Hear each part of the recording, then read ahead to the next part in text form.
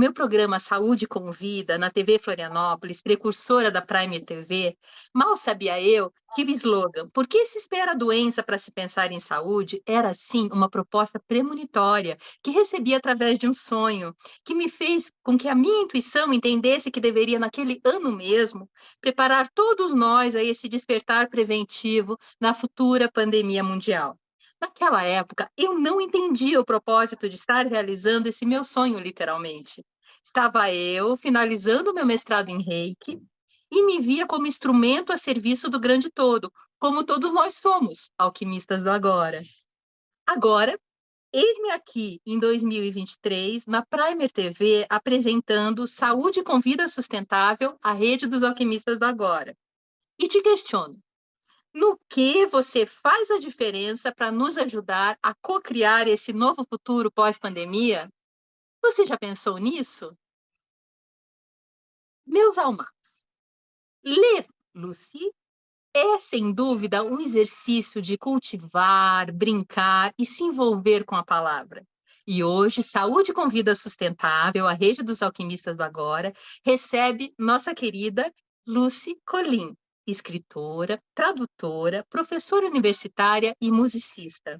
A sua obra se destaca pela experimentação e pela abordagem de temas da pós-modernidade, como as metanarrativas, as crises identitárias, transitando por gêneros como a poesia, o conto, o romance, o teatro, e investe estruturalmente na musicalidade, curso superior de piano, bacharelado em percussão, na Escola de Música Belas Artes do Paraná e fez letras na UFPR. Mestrado, também UFPR, e a doutora em Estudos Linguísticos e Literários pela USP. Atualmente, professora da PUC na especialização de tradução em poesia. Em seus textos, ela utiliza a ressonância, a polifonia e a repetição de cadência, e o espaçamento para produzir sentidos. A sua escrita é intimista e experimental. Embora não se restrinja a fórmulas e temas específicos, o uso de técnicas literárias inovadoras torna seus textos singulares e que permite atribuir-lhe um lugar de grande destaque na literatura brasileira contemporânea. E com a palavra, a nossa alquimista de hoje. Seja muito bem-vinda em nossa sala de estar bem, saúde com vida sustentável, a rede dos alquimistas do agora, Lucy. Muito obrigada, Carla. Eu começo agradecendo, mas também parabenizando. Não é o parabéns que eu espero se estenda, né? Assim, a partir da sua figura, parabenizando você e a rede que se forma a partir desse seu pronunciamento. Acho muito bonito e, mais do que isso, muito importante. Nesse momento, como você bem anunciou, marcado, não é, por essa reconstrução espiritual, sobretudo, não é? Nesse momento, uma experiência tão dramática como foi a pandemia, né? Então, nós temos, sim, que dar vistas a esse tipo de preocupação. Eu te parabenizo muito por esse momento. Ai, muito obrigada. Porque daí, na verdade, todos nós somos responsáveis pela reconstrução desse novo futuro, né? Então, nós somos Seguramente. pecinhas de quebra-cabeça para auxiliar Sim. o todo, né? Sim. Eu gosto muito dessa ideia, né? Como você falou, pecinhas de quebra-cabeça, porque ele já pressupõe justamente esse grande todo, não é? E isso nós não podemos perder de vista, por sermos a pecinha, mas ao mesmo tempo estarmos nesse todo, não é? Então Sim. você tem muito da sua subjetividade, todos nós, né? A partir de uma preocupação, por exemplo, né? Do autoconhecimento e tal, mas isso não é estar isolado, não é? É compreender-se como essa pecinha. Então isso é muito, eu acho que isso é muito revigorante, não é? Nesse sentido de que já nos conecta com uma ideia maior, essa ideia do todo, e nos responsabiliza, né, Carla? Nos Sem dúvida. responsabiliza também. É uma parcela de responsabilidade de cada um, né? Exatamente, exatamente. E, primeiramente, quem é a Lucy Colin?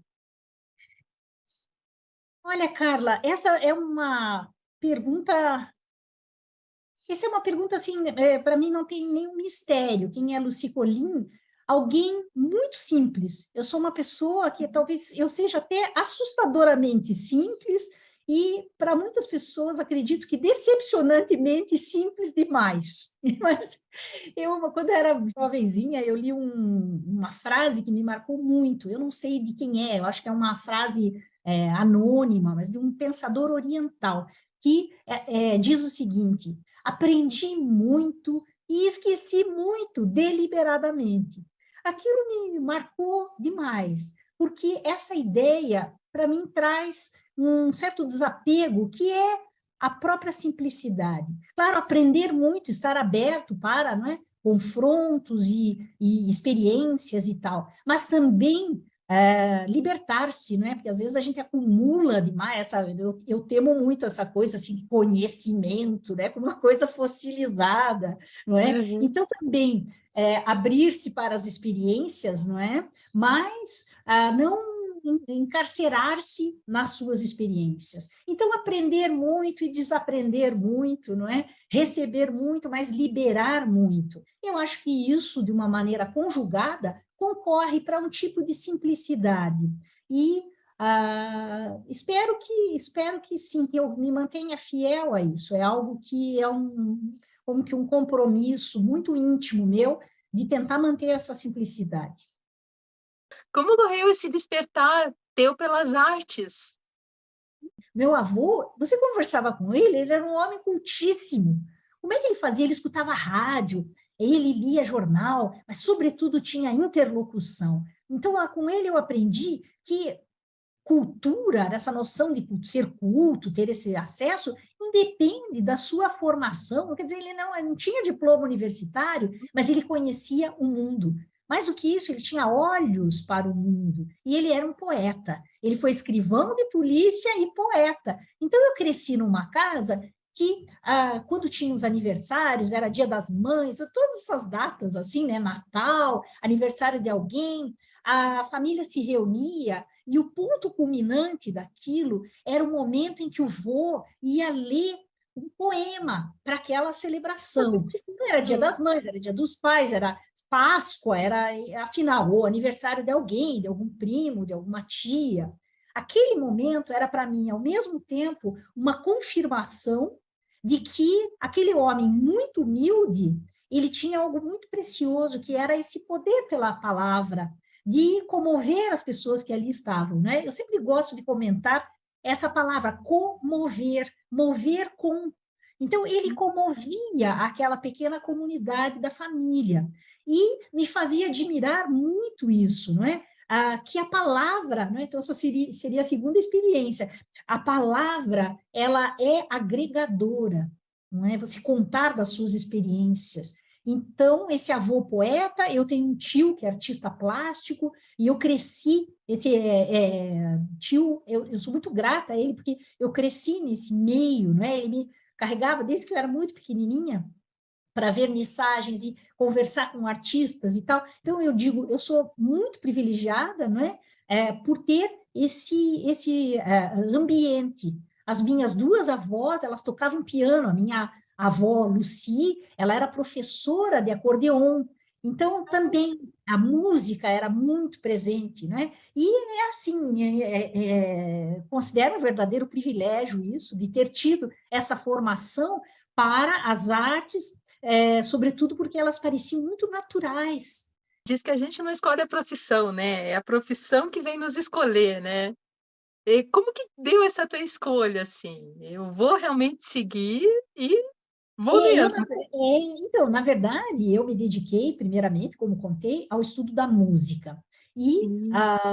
durante anos, eu alimentei não é, esse sonho mesmo. Eu cheguei a ser profissional de música durante muito tempo. Então, você já leu aí aí um pequeno currículo. Eu realmente me dediquei, eu fiz o curso superior de piano e tinha vistas para ser pianista, né? Depois eu sofri uma lesão no braço, mas não desisti da música.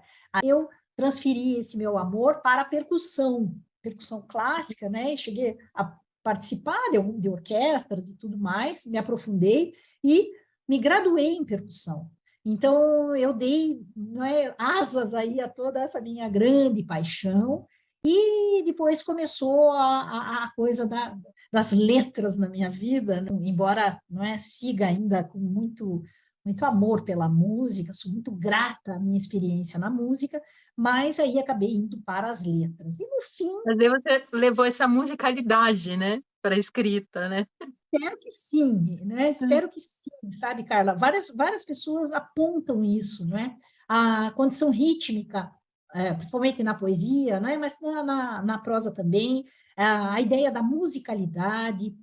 Você leu aí e mencionou alguns desses elementos, né? A ideia da polifonia e tal. Eu espero que sim, né? Que a visceralidade que a experiência com as artes traz, eu acho que independe da linguagem artística que você estiver tratando.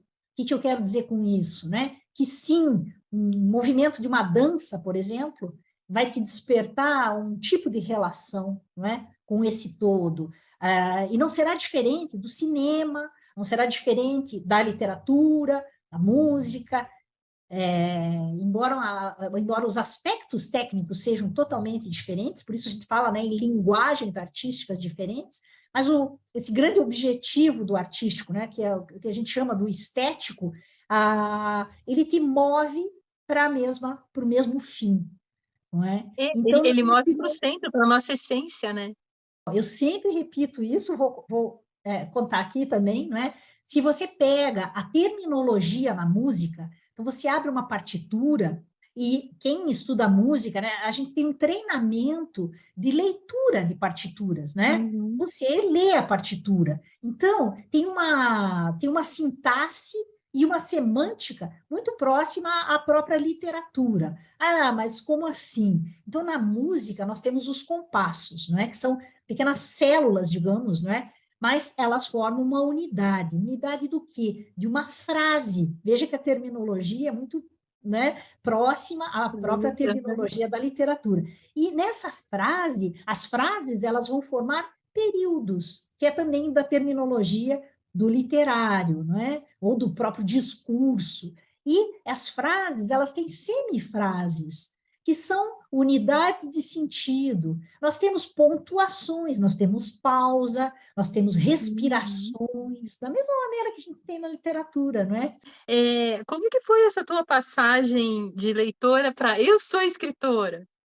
Eu sempre li muito em voz alta, eu sempre declamei muito, acho muito bonito isso. Então, desde criança, eu gostava muito de pensar, né, os poemas, principalmente. E quando eu percebi esse movimento todo, eu falei, eu quero isso sim, eu vou atrás, né? Ele foi chegando, e você já disse, né? Talvez essas atividades nos escolham, e eu me sinto muito honrada por ter sido escolhida pela literatura. Que joia! E como é você ser reconhecida atualmente como uma escritora intimista e experimental? No meu primeiro livro, eu já fui considerada hermética, eu já fui Hum. considerada, né, experimental e tudo mais. Muitas vezes aconselho, né, de alguns amigos e amigas da literatura ou de leitores, aconteceram provocações nesse sentido. Mas por que você escreve desse jeito e tal? É muito simples para mim entender isso. Eu escrevo desse jeito porque é o meu jeito. E eu acho que se eu tivesse falsificado em busca, talvez, de um outro tipo de reconhecimento, eu estaria falsificando a minha maneira original de ser. Como se deu dentro de você essa alquimia interior dessa tua proposta inédita do doutorado que você fez em estudos linguísticos e literários na USP? Um doutoramento, ele é digamos, um reforço, não é? Da sua dedicação, do seu interesse. Então, foi isso. Eu já tinha feito o meu mestrado, eu tratei de um poeta norte-americano que se chama Gary Snyder, muito ligado à natureza, não é? Muito ligado a esse pensamento todo ecológico, não é? pensando na nossa casa, né? Onde é que nós estamos, né? E como funciona essa relação com o mundo natural, como trazemos o mundo natural em nós, e esse desdobramento dos estudos no doutorado me levaram para digamos assim, uma experiência em que eu pude aprofundar esse aspecto técnico também, não é? De apreensão. E nessa tua trajetória profissional, você recebeu vários prêmios. Qual, assim, mais te marcou?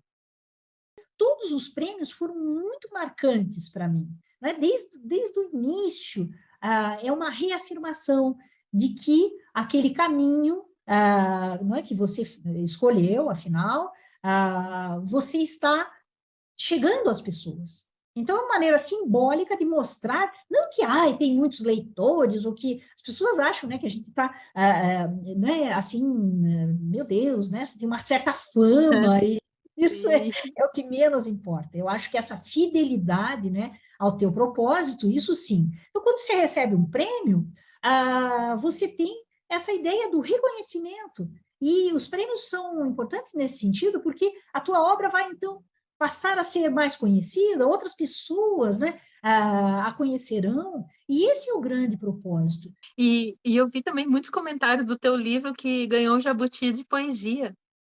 Numa sociedade em desequilíbrio como a nossa, mais ainda agora depois da pandemia, quando nós temos a presença e a reafirmação da presença e da importância da poesia, tudo isso é uma celebração. Todos os espaços que são abertos, né, para a poesia, para o poético, entendo que devam ser vistos como uma celebração da palavra, do seu poder de encantar, afinal. E olha, Carla, sem nenhum tipo de pretensão nem nada, mas querendo ser coerente com o que eu disse, né, quem eu sou e que ao me ver como alguém que se vincula deliberadamente com a ideia de simplicidade, eu digo que quando a gente recebe um prêmio, quem recebe um prêmio não é o nome que está na capa do livro. Isso é só um primeiro momento. E, a bem da verdade, pouco importa que nome seja, não é que está na capa do livro, mas os grandes méritos, a grande premiação acaba acontecendo, e como aconteceu nesse caso que você destaca, acaba acontecendo para a poesia. Se a gente modifica alguma coisa, a gente está contribuindo para o coletivo, né? É exatamente isso. Quando você faz um programa como o seu, que tem por princípio uma congregação, não é? Você vai congregar saberes, experiências, coisas engraçadas, coisas sutis, afinal, histórias. Você está justamente alimentando isso, né? Reforçando isso. Então, cada um com a sua presença, cada um com a sua habilidade, cada um com o outro, né? Perfeito, né? E a gente forma um grande coletivo que é uma rede, né?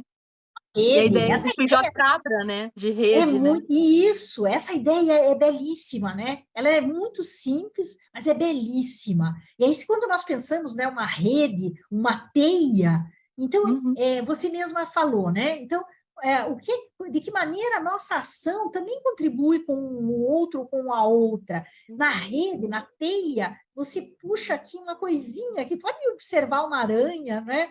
Às vezes ela balança aqui e mexe lá em cima. É claro que as tuas emanações, não é? Elas vão reverberando. Então, é claro que quando você escreve um poema, a sociedade pode pensar: meu Deus, isso não serve para nada, é só coisa de gente desocupada. Se você tem essa noção da teia, você está escrevendo um poema para alguém, independente de quando essa pessoa vai receber e desfrutar, não é? Mas já há um princípio de divisão.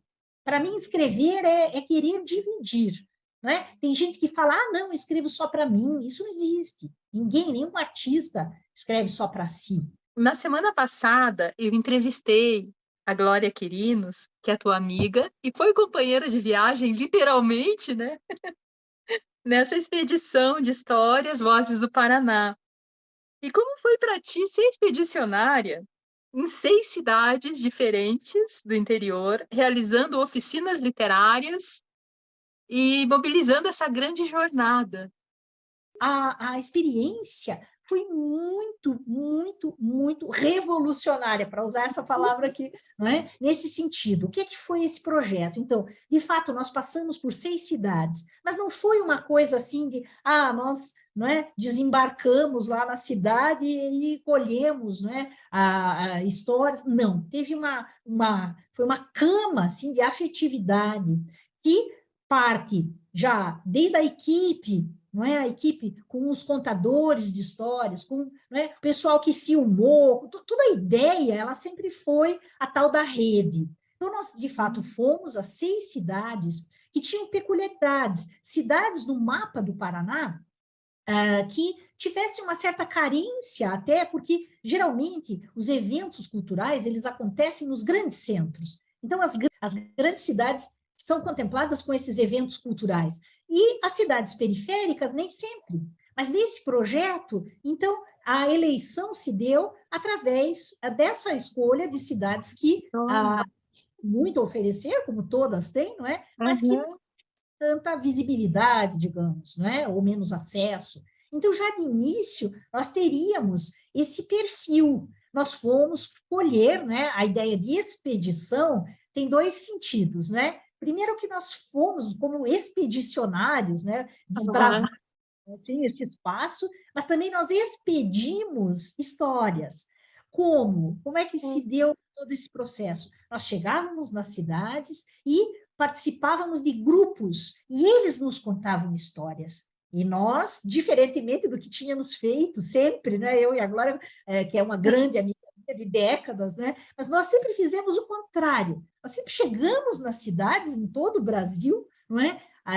A Glória é muito mais do que eu, porque tem uma vastíssima experiência com oficinas e tudo mais, né? Então, nós sempre chegávamos nesses lugares tentando oferecer para o outro alguma coisa assim, né? Então, vocês vão escrever. E dessa vez foi diferente. Nós chegávamos, eles nos davam as histórias e nós, então, interpretamos, né, essas histórias todas de uma sim. maneira ficcional. Então, esse livro que resultou, e também o documentário, tudo isso, foi uma experiência assim, muito embalada por um contingente de amorosidade Uhum. que foi extraordinário. Porque os encontros, né? Cidade a cidade, os encontros foram muito, muito tocantes. A maneira. E sabe de uma coisa, Carla? Para mim, se sedimentou, eu não tinha nenhuma dúvida, né, quanto a isso, mas sempre é legal quando você encara isso, você vê que realmente é assim, né? Mas se sedimentou justamente isso, que nós estamos nessa grande percepção maior, assim, não é? Uhum. Em coletividade. Eu quero ouvir você declamar essa poesia aqui de trás do livro.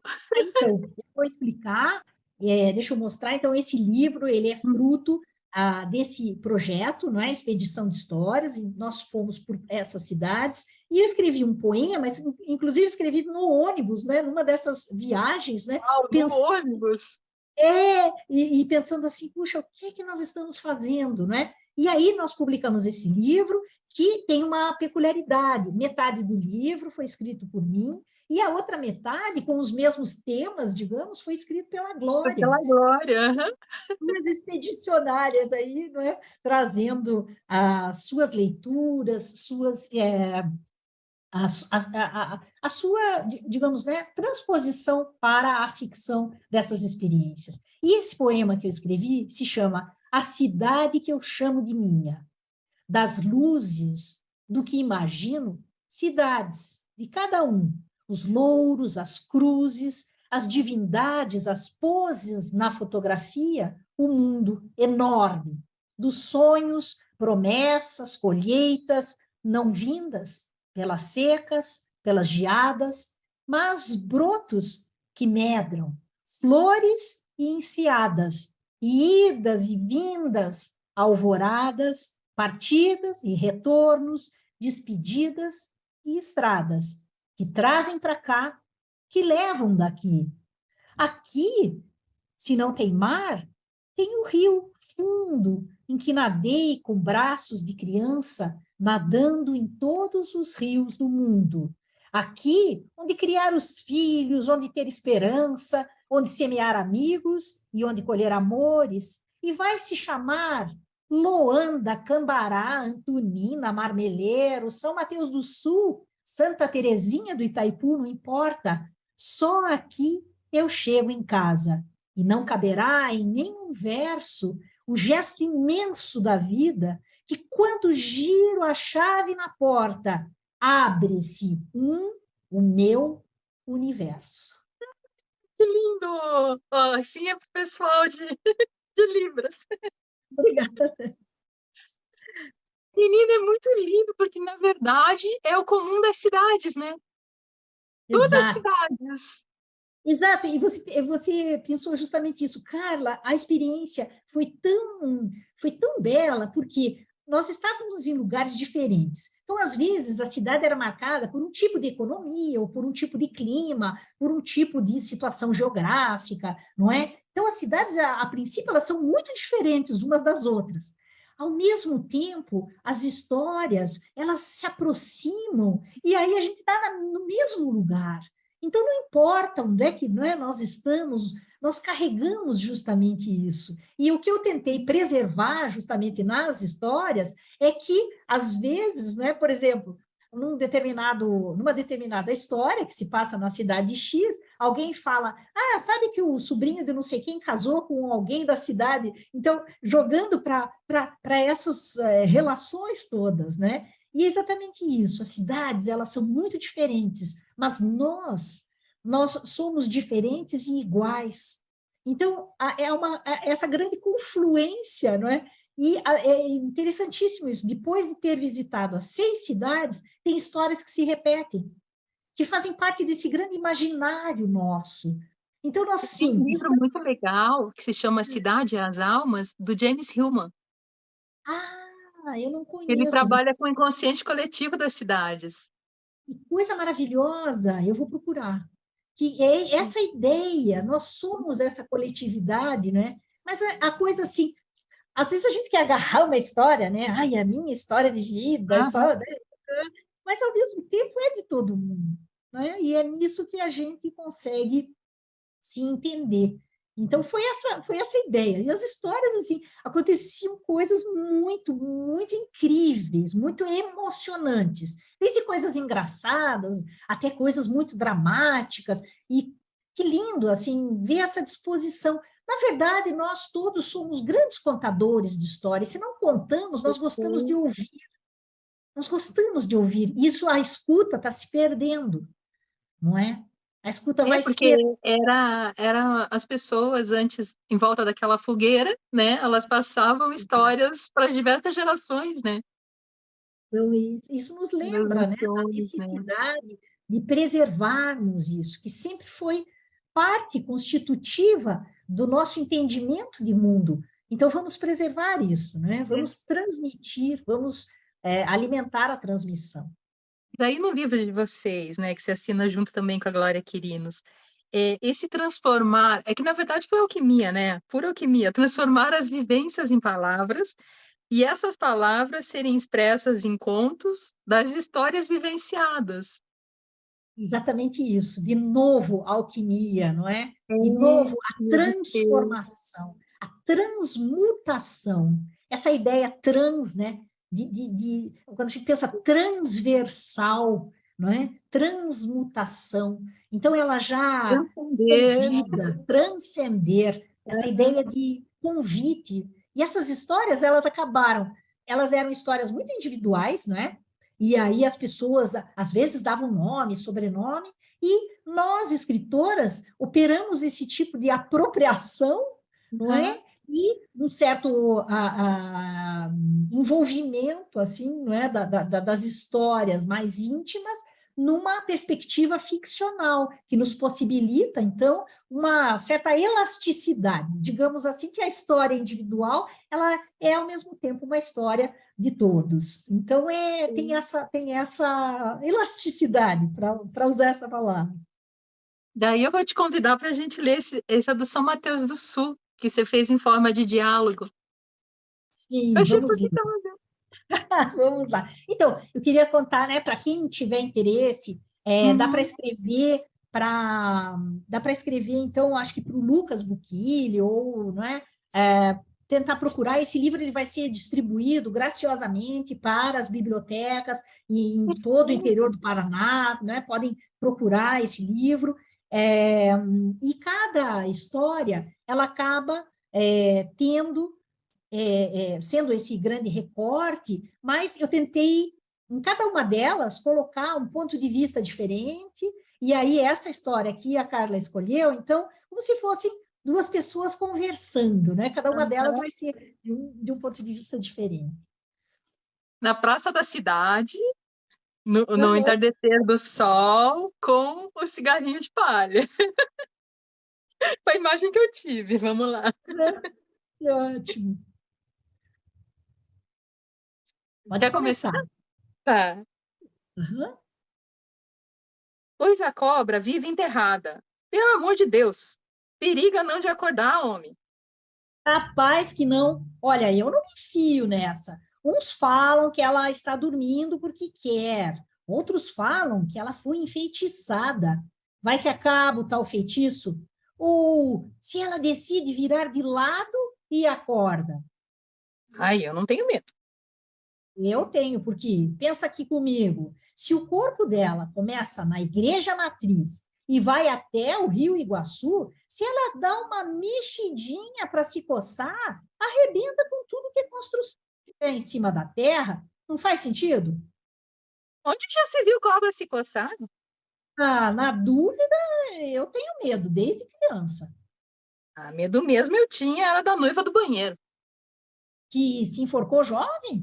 Eu que nunca acreditei numa besteira dessas. Besteira nada. Quando você era criança, não pensava em mudar daqui? Já era a terra do vô e do vô, por nada no mundo que eu ia sair daqui. Tem essas histórias de cobra e noiva, mas não mudaria, não. Ah, e tem aquele lobisomem da Vila Amaral? Ah, na Vila Proma? Eu achava que era. Você lembra bem dessa história? Ah, mais ou menos. Então tinha um marido que saía à noite e só voltava pouco antes do sol sair. Ele sempre falava para a esposa não sair à noite, que era bem perigoso. Mas uma noite em lua cheia, cansada de ficar sozinha em casa, ela foi dar uma volta até na casa da vizinha, colocou um vestido vermelho que ele tinha dado para ela, num carreiro, num cachorrão enorme, pulou nela e rasgou todo o vestido. Quando era para raiar o dia, o marido voltou para casa e a mulher notou que ele tinha pedaços de tecido vermelho nos dentes. Ah, eu não lembrava dessa. Acho que nunca me contaram. Eu teria me mudado daqui correndo.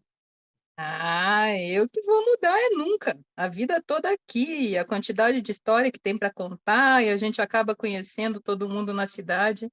E quem faz o quê? É verdade. E duvido que tenha lugar o nome das comunidades e das ruas que sejam mais engraçados. Me diga se não. Verdade verdadeira. Mico magro, anta ruiva, tinha a ruia dos velhacos. É Passo do Meio, Tesoura e as águas. Água amarela, água suja, água branca. E não pode esquecer, então, do espigãozinho, burrinho, aliança nova. Pessoal de fora, quando chega aqui, estranha os nomes polonês que tem na cidade. É, capital polonesa do Paraná. Primeiro, o primo do Tadeu, do Mercadinho, ele com a família foram conhecer a Polônia. Mas ele me contou que quando eles chegaram lá, foram na casa dos parentes de lá e apareceu um senhor que queria conhecer eles. E ele se apresentou falando português, bem direitinho. Ele sabia vários detalhes de São Mateus do Sul e tinha até aprendido a falar português porque sabia da quantidade de polonês que vivia aqui. E já veio um par de vezes gente de lá da Polônia estudar o polonês arcaico que ficou preservado aqui na fala das famílias. Imagina os bisavós de muitos de nós daqui que vieram como imigrantes, até aprender o português, que dificultoso. Agora me lembrei o tipo engraçado da cidade, o Bieche, com aquela mania que se vestia de mulher. O negro Pancho, que corria por aí, sempre agitado. Acho que tinha algum problema na cabeça, né? E o Goiânia com os traumas de guerra. E você lembra do povo antigo falar quando alguém acordava de mau humor? Esse aí hoje está virado num Guedes. De onde veio essa, será? Até hoje eles falam. Os Guedes eram uma família de gente briguenta que morava aqui e ficou a frase.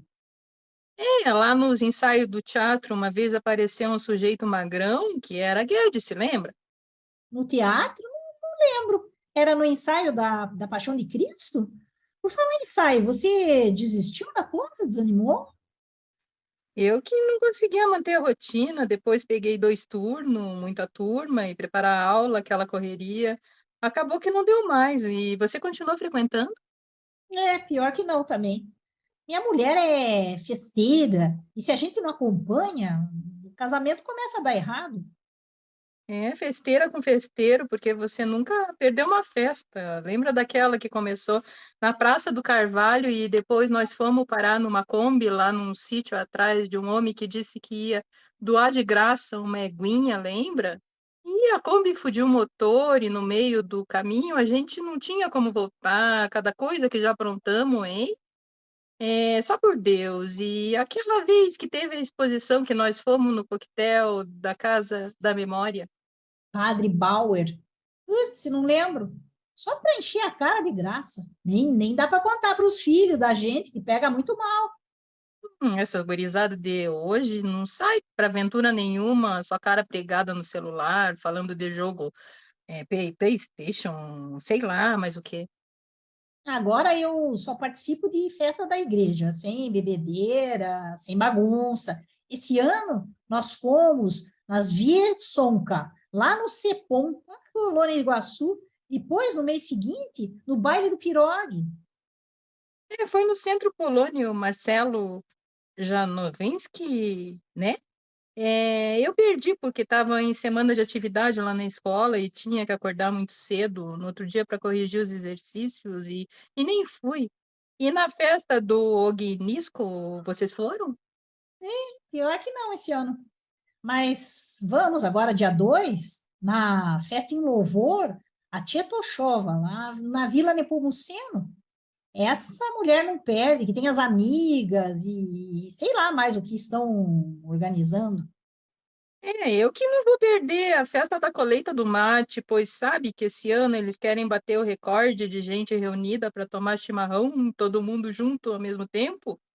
E já juntaram perto de 600 pessoas na festa passada, agora estão querendo dobrar o número. Ah, vai dobrar facinho. O povo está com sede de festa e de mate, depois dessa loucura toda de pandemia. Que lindo, Lucy! Adorei! Então, E como essas lembra de histórias você elas vieram de uma maneira muito natural.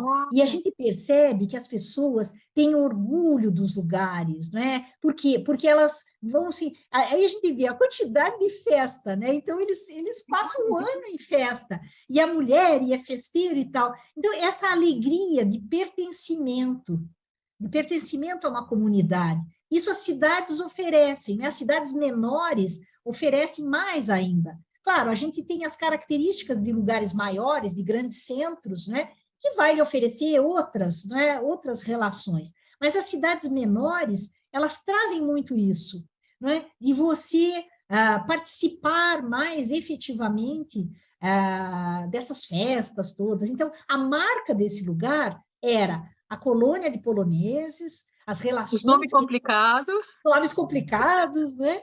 Mas isso faz parte, essa ideia, não é? De que o Brasil, nós ainda temos que fazer o nosso dever de casa em relação à nossa brasilidade.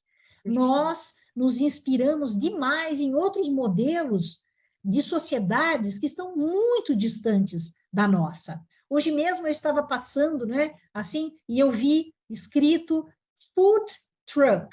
E eu fiquei pensando, por que que a gente precisa importar essas expressões? Por que que nós temos esse complexo, não é? De que nós não valorizamos tanto a nossa cultura quanto precisamos, né, valorizar outras culturas. Eu não tenho absolutamente nada contra a cultura norte-americana, e nem poderia ter, porque por mais de 20 anos eu fui, inclusive, professora de cultura norte-americana. Eu sinto, aliás, muito desse tipo de ação desnecessária, de apagamento que nós brasileiros, por falta de valorização da nossa cultura, operamos, porque nós estamos a valorizar culturas que nos são estranhas, sendo que nós temos a nossa própria. Então, quando eu digo não fizemos o dever de casa, nós passamos por cima de algo muito importante, que é perguntarmos o que é que nós somos. Esse poeta que eu citei, né, sobre o qual eu fiz o meu mestrado, ele criou uma expressão que é muito bonita, que é o reabitar. Quando você chega a um lugar, na verdade, chegar a um lugar não significa que você se mudou de um lugar para outro. Quando você chega, pode ser você chegar à sua própria rua, à sua própria casa, não é? O seu próprio bairro. Chegar a um lugar e habitá-lo é aquele momento de consciência em que você fala: peraí, o que que eu sei da minha rua? Qual é o nome da minha rua? Será que passava um rio aqui e ele foi canalizado? Ou o que que acontecia aqui? Não é? Aqui foi no começo do século, aqui teve tal coisa. Cadê essa história, né? Esses meandros da construção do espaço onde você vive.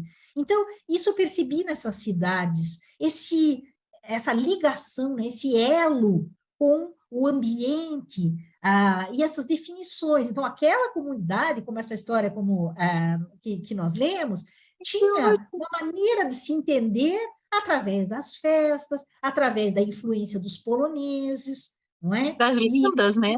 Das lendas urbanas As também, né? lendas, os tipos engraçados, ou assim, as histórias assustadoras. Por que que a gente precisa dessas histórias? A gente precisa se entender. Então, conhecer esses tipos nos capacita a entender que nós dispensamos influências que podem ser dispensadas. Nós não precisamos falar delivery, nós não precisamos falar food truck, nós não precisamos falar, nossa, tantas coisas, tantas expressões, não é? Drugstore. Nós temos palavras para isso. Nossa experiência de mundo já forjou, já fabricou essas palavras. Então, não deixemos esse tipo de apagamento acontecer. Quando for necessário, sim, usemos, nos deixemos, né? Nos mantenhamos abertos para as influências, mas quando for desnecessário, não, vamos valorizar as nossas, não é? Nosso E a gente tem uma entendimento. palavra que só tem no português, que é saudade, né? Saudade, exatamente. Por quê? Porque em algum momento a nossa experiência de mundo estando exatamente aqui, não é? Não é a experiência do outro que eu vou ter que, não é, emprestar porque eu não tenho, não. Eu criei uma palavra para isso. Então nós criamos, não é? Isso é puro Lacan, né? Quando fala desse entendimento a partir da nomeação. E a nossa língua, ela é muito ampla, como são todas as línguas que formam o mundo. Mas, então, vamos que valorizar, não é uma coisa assim, porque não é, eu sou obrigado. Não, nós vamos valorizar a partir do nosso entendimento. E esse entendimento do nosso lugar tem que ser o entendimento de nós mesmos. Eu pertenço a esse lugar. Essa experiência nessas cidades todas me trouxe muito isso, não é? Me trouxe uma certeza, digamos, né? Que essas histórias elas foram acontecendo, elas são formativas enquanto resposta àquele mundo, e através desse espiar a experiência do outro, nós também entendemos a nossa experiência. não é? Nós não precisamos adotar isso, não é? O que é da nossa brasilidade. Eu tenho certeza que se nós lermos essas histórias, lá no Nordeste, no Sudoeste, em qualquer, não é, região do país, elas vão reverberar, porque é uma experiência única de brasilidade. Então, é isso. Eu acho que esse projeto nos chama justamente para não é, a formação das nossas crianças, da transmissão, o que os professores não é, podem trabalhar em sala de aula, que recupere essa brasilidade, que nós não nos envergonhemos do lugar onde nós estamos, pelo contrário, nós possamos entender que esse lugar é constitutivo da nossa identidade, desse nosso todo, do qual já falamos várias vezes aqui. Não, sem dúvida. E é muito interessante, né? Porque o Brasil são Brasis, né? Então, o quanto recurso lindo que a gente tem, quanta matéria-prima, né? É muito bonito, né? Nos falta um pouco isso, nos falta nos entendermos, não é? Mas estamos no caminho, vamos cada vez mais tentar promover isso, vamos nos entender enquanto lugar e também estarmos abertos, claro que vamos valorizar a experiência do todo, não é? A experiência do todo, mas sem esse exagero, estou reforçando aqui para não parecer incoerente, sem o exagero de cegamente agarrarmos coisas de outras comunidades e assim, puxa, eu preciso, eu não, o meu local não me fornece isso, fornece sim, vamos lá escavar, porque o teu lugar vai te dar muitas coisas, né? E vai trazer experiências que são igualmente marcantes. É uma coisa que o Lucas comentou, né, que o criador, né, de toda essa expedição, ele disse que foi uma expedição num resgate de um humano, né? Sim, sim, Que teve essa até foi uma dimensão. situação da que que o projeto aconteceu num período de pandemia, só que não podia ser feito, porque não tinha possibilidade do contato humano, né. Exatamente, foi um projeto pensado num momento pandêmico, depois nós fomos voltando gradualmente, não é? A essas possibilidades de deslocamento, e aí nós realizamos não é, uma outra esfera, digamos, ali né, uma prática diferente. E foi tão bonito isso da sede que as pessoas tinham de contar essa volta, não é? Essa volta da pandemia, ela é, claro, algo muito simbólico, não é? Esse poder estar com o outro, não é? É alguma coisa que a gente precisa sempre, sempre voltar e valorizar, não é? Promover, Poder abraçar, né, a gente não podia nem abraçar, né.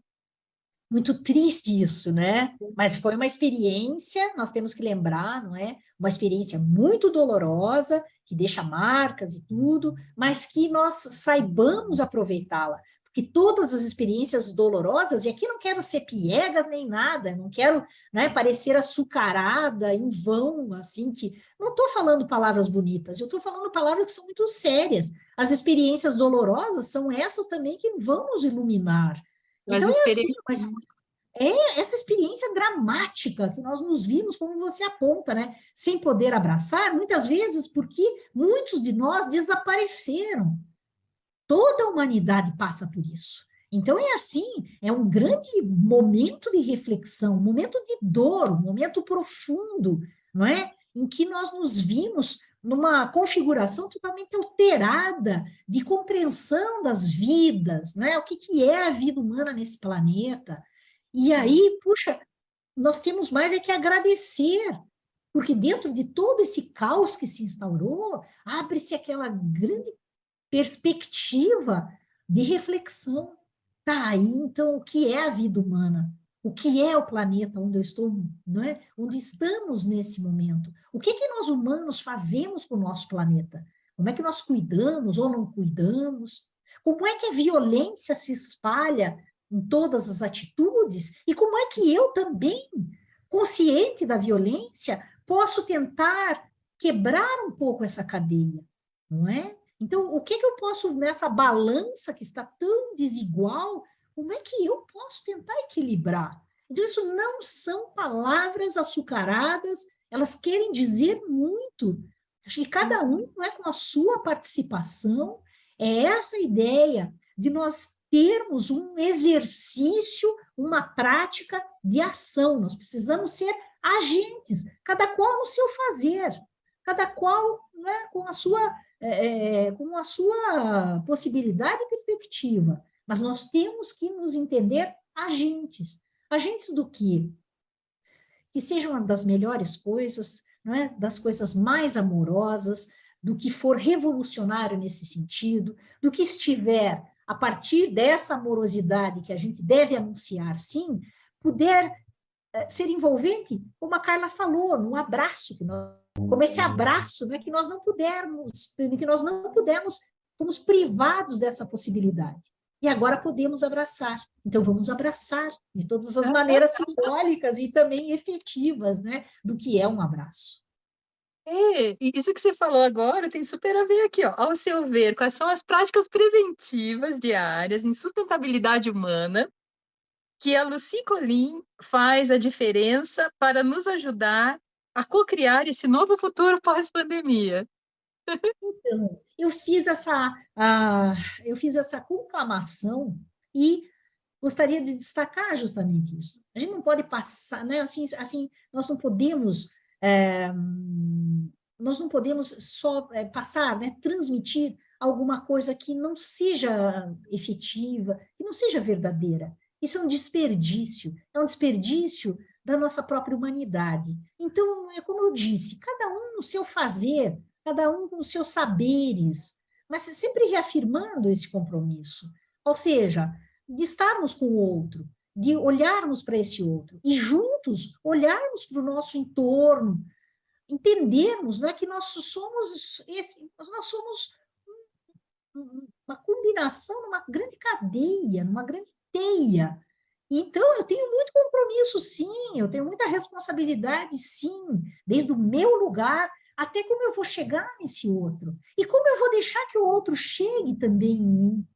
Não é porque não é só assim, eu temo muito essa pretensão, né, de você achar que, poxa, né, só eu estou vendo coisas, e não é. Eu acho que esse olhar, esse entendimento desse fluxo todo, ele tem que ser tido e mantido, percebido coletivamente.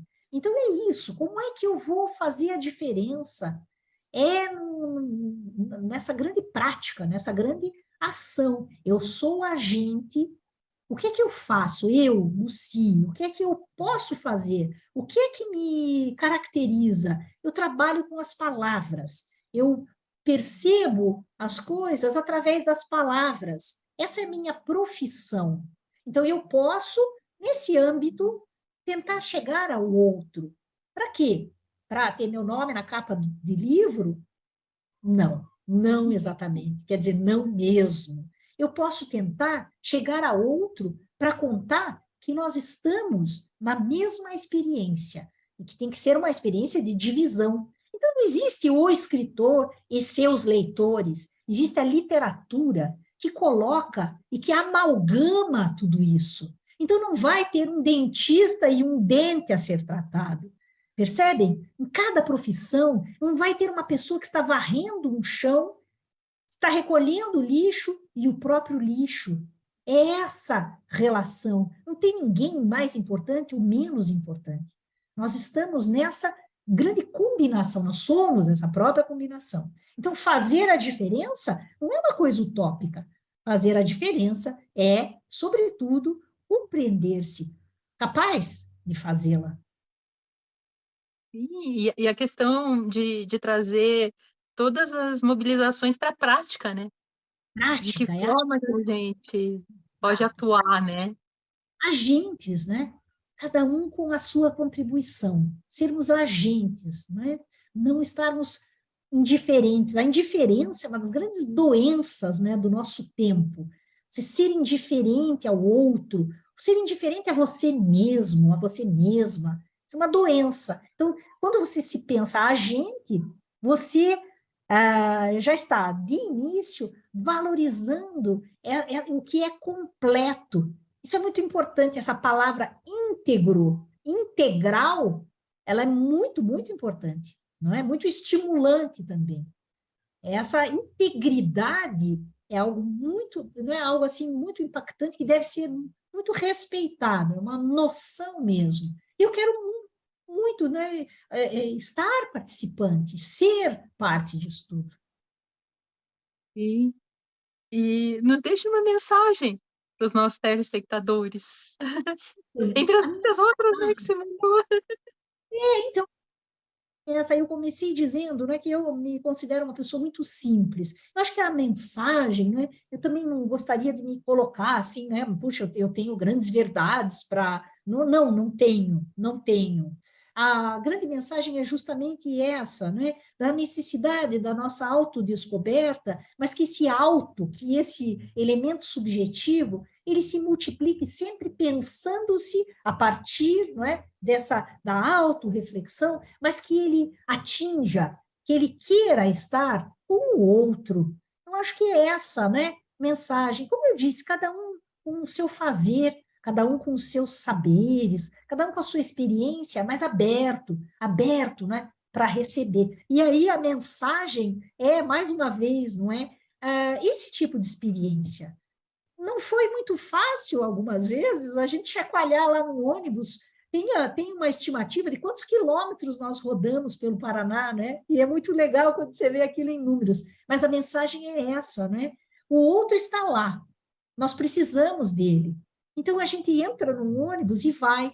Não que a nossa experiência tenha sido a mais importante, mas foi uma delas que nos botou agentes de transformação. Ó, aqui é a quantidade, quer ver? Teve 210 ações de narração de histórias, 12 residências literárias, 6 palestras sobre as poéticas e a mediação de leitura, 6 oficinas de livro ilustrado, publicação do livro Expedição História Vozes do Paraná, em 6 exposições de fotos e um vídeo documentário. Então, a grande mensagem é, Carla, eu estive lá, eu fiz, eu participei. E agradeço muito a todas as confluências amorosas que permitiram que eu estivesse sendo agente também de todas essas movimentações.